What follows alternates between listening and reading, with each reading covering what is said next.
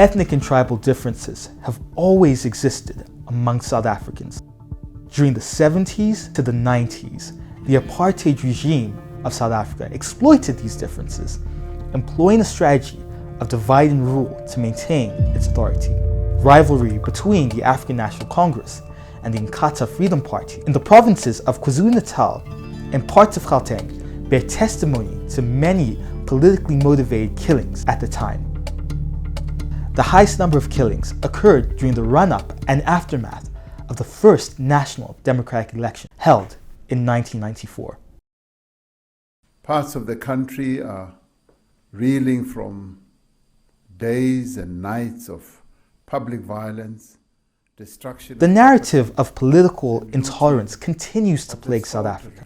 In recent times, it has manifested differently, largely through widespread public service delivery protests that have engulfed the country for most of the latter years of democracy. But increasingly, you've seen more violent forms of protest. Wide-scale looting that took place in parts of Gauteng in 2021, as well as in the KZN, and the many other issues that followed around that. So that was a manifestation of a form of political violence.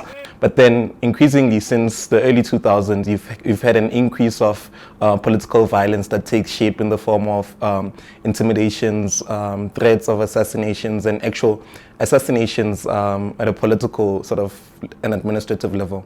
In January this year alone, Minenhle Nkize, an ANC eThekwini Metro Ward councillor, was shot dead in KZN. In the same province, a few days later, Reginald Ndima, IFP councillor and speaker of the Amajuba district municipality, was killed. In February, the ANC's Mzwandile Boy from the Nelson Mandela Bay Metro in the Eastern Cape was gunned down, and Tembinkosi Lombo, serving in the Mvoti local municipality, assassinated in KZN. Councillors are influential decision makers at a political level and within the council chambers, so they get to have a say in how resources are allocated. So unfortunately, this brings nefarious elements into the fold, whereby you've got actors with political clout as well as business interests. And they function largely with intimidation as their modus operandi. If that fails, then it results in actual attempts at killing, as well as killings that sometimes occur in these spaces. Sindiso Magaka, a local municipal councillor of Mzimkulu in KZN, was assassinated in 2017. He blew the whistle on rampant procurement corruption in the municipality. This case, like many others, remains unsolved. Just explain to me why. This culture undermines democracy, erodes trust in the rule of law, and in the confidence the citizens should have in institutions of governance.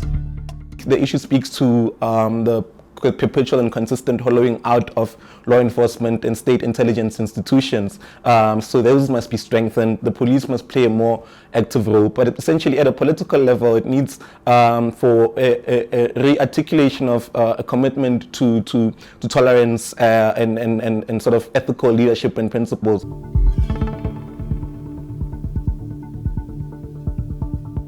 But at the sort of practical and governance level, I think we need to have more effective checks and balances in as far as how resources are managed and how they're allocated. I think that would also disincentivize the turn towards violence as an answer.